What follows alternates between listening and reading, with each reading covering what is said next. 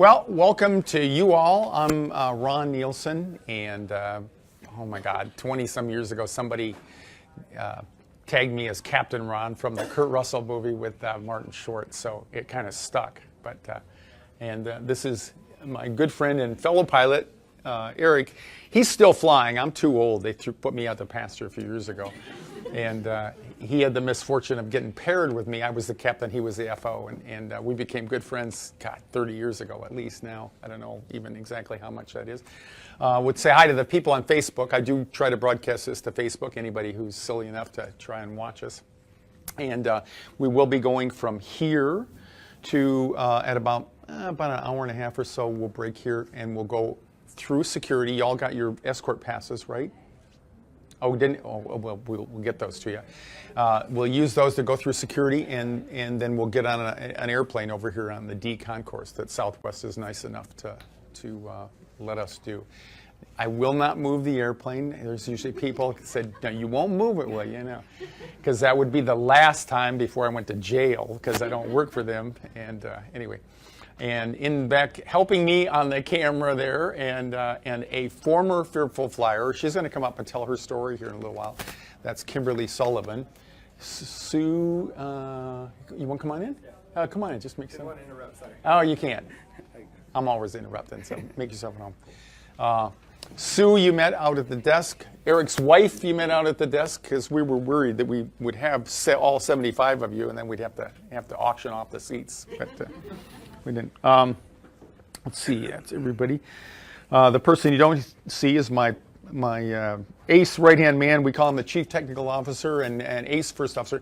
He's a fellow therapist himself. I met him a couple years ago, and he lives in Toronto. And so he's watching here. He already caught me. I forgot to turn on the sound for the video when I did a little preview before. Dieter Stoutinger. The bathrooms, if you need to get up in the next hour and a half, feel free to do that. Just go out here and just make sure somebody lets you back in the door there. And the bathrooms are across the hall over there, men's and women's. And like I said, we'll break here about 7:30, and we'll go through security and on down to the D concourse. We pushed this back just a little bit. The reason we have to do it on Saturday night, I used to do it when I was working still for American. We used to use it. They had airplanes in the afternoons here on Saturday, so we could do it a little earlier. Southwest, the way they run their system, they do have the highest utilized airplanes in the airlines. You don't make any money off of it when it's sitting on the ground. So they on Saturday night is the only time in Phoenix when they have a couple airplanes that come in and don't have to go right back out around 7, 8 o'clock. So that's how we get an airplane in the evening there. And the rest of the week, we'd have to hold the class about 11 o'clock at night to midnight or something like that. So that's why it is Saturday.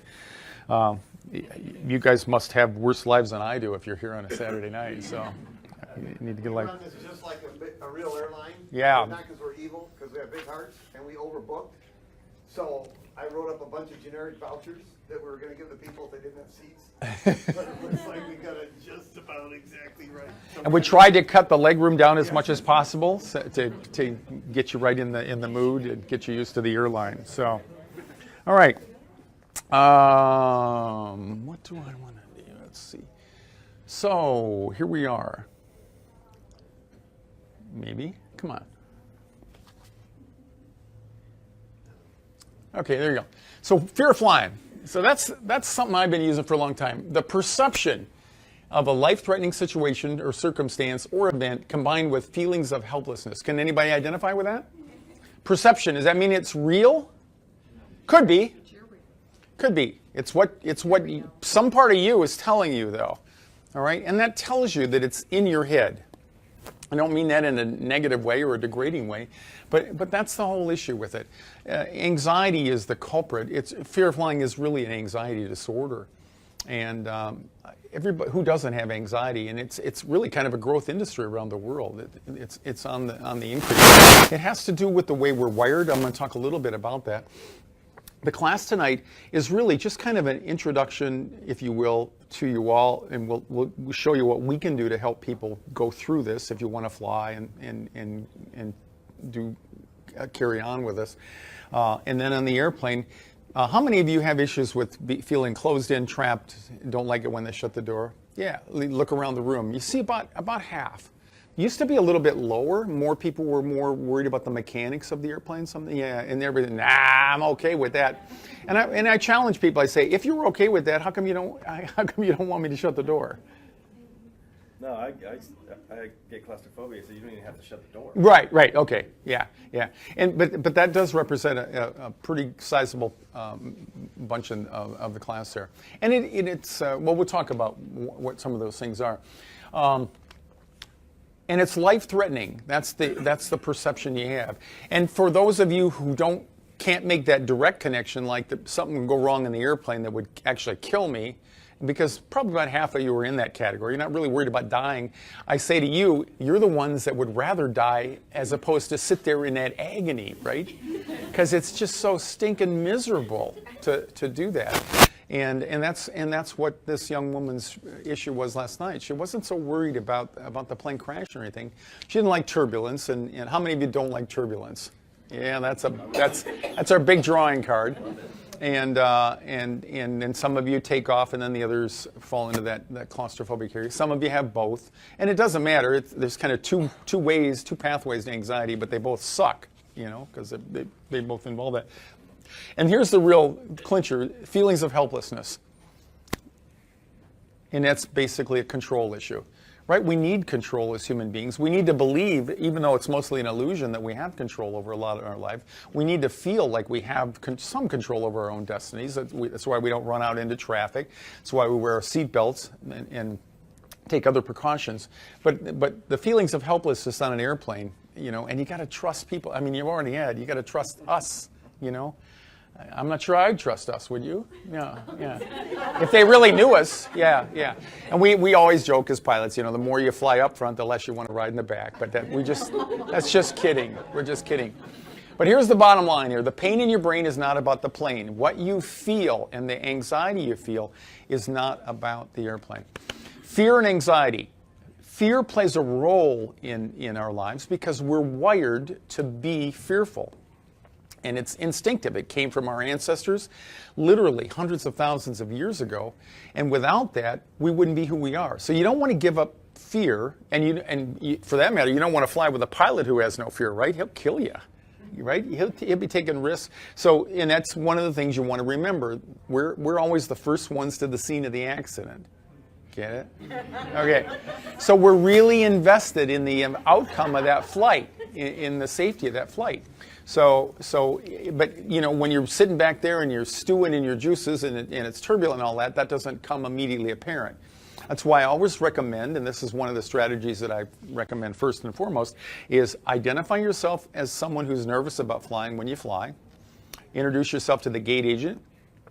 You can, under the Americans with Disabilities Act, fear of flying is a medical condition, and it varies how you use it. On airplanes that do not have pre-boarding, like Southwest doesn't, there's a certain terminology you'll go through to identify yourself so that you can go down and pre-board.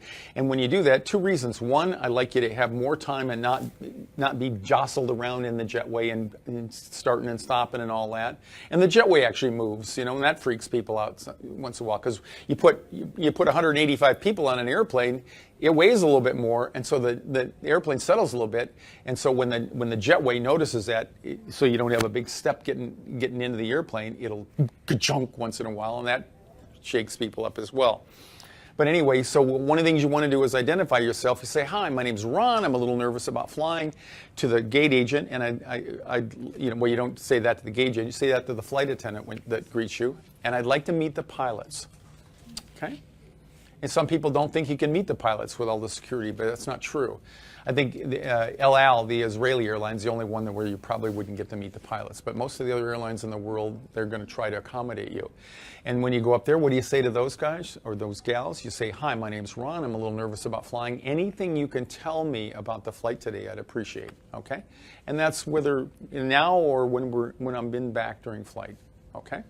So you're kind of training them. You're reminding them, because other than Eric, who's helped me with this for 15, 20 years now, most pilots don't really have a clue as to the fact that they're hauling people back there. I think about 25% of the people on any given flight have a pretty sizable fear of flying. Either they avoid it if they can at all costs, or they're white knucklers.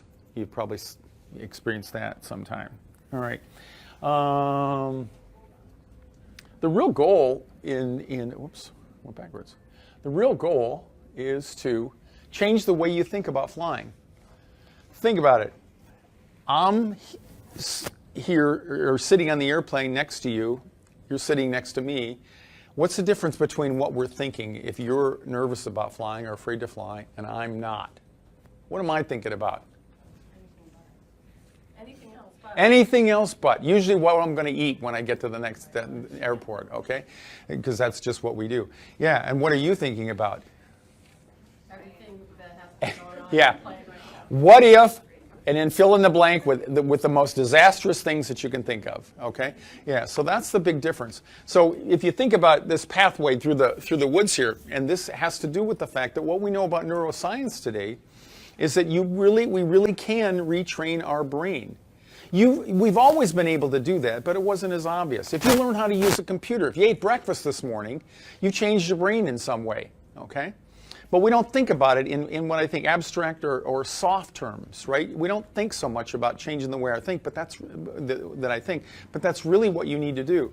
You need to, and we'll expose some of the things that bother you tonight. We'll put some truth on some of them, some facts on them, and we'll help you eliminate some of those, and we'll introduce you to a process. But if this represented a pathway in my brain, this is a thought process that I use over and over again. And what you don't think about is, how many of you are into mindfulness or meditation or anything like that? Okay, good, because that's one of the things that I really advocate and practice, mindfulness-based cognitive behavioral therapy. The two together. It's really effective, and I have just incredible success. That's what I did with the lady on the phone last night. Had barely an hour to work with her, and we just talked about some things and got her to challenge some of her own ideas. But anyway, so if that was your brain, you got this pathway that's worn in there. That might be fear when they close the door, anxiety when they close the door. It might be worry about turbulence or something like that. In order to change that, if I want to take off and build a new pathway across through the woods over there, it's going to take a while. First, I'm going to have to quit using that one, which is hard, because when I'm under stress, I'm more likely to go back to the one that's comfortable, right? But if I want to carve out through there, it's going to take me a while before I get that path worn down in there. And this one's not going to become overgrown right away. It's going to take a while, okay? So that's just kind of a metaphor for what the process is. How bad does it have to hurt? There was I don't know if this is, that's off the old hee-haw. I just found it on the web there. And it reminded me of a joke. There's this salesman from the big city, comes out into the country, and he sees all these guys on a porch with that hound dog laying there, and he wants to ask them directions. Before he can get to the point where he asks him the directions, he knows that hound dog is just howling. He's in pain, and these guys are just sitting there joking and laughing and not saying a whole lot. And pretty soon he can't stand anymore. He says, "What's the matter with that poor dog?" And one of them finally says, "Oh, he's laying on a nail." And he says, "Well, why doesn't he move?" He says, "Because it don't hurt bad enough yet." So how many of you have been thinking about doing this for some time? Okay, so what I want you to do is find one or two people in your little group here that first, so I'm going to stop for a minute, find a person or one or two people, either groups of 2 or 3 to talk to. Okay, so if you don't have anybody to talk to, raise your hand, all right? Because I'm going to give you something to talk about in just a minute, all right? So just look next door. This is where Ron quits talking and you have to start. So introduce yourself to somebody.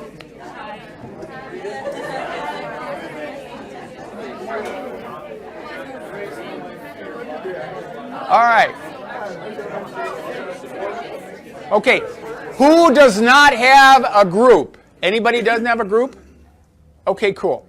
Now, what I want you to do is I just want you to talk for a couple of minutes, and I want you to tell each other what got you here tonight. You could have come a year from now. You could have come, maybe 3 years ago. What happened to make you come tonight? All right? Because that's important.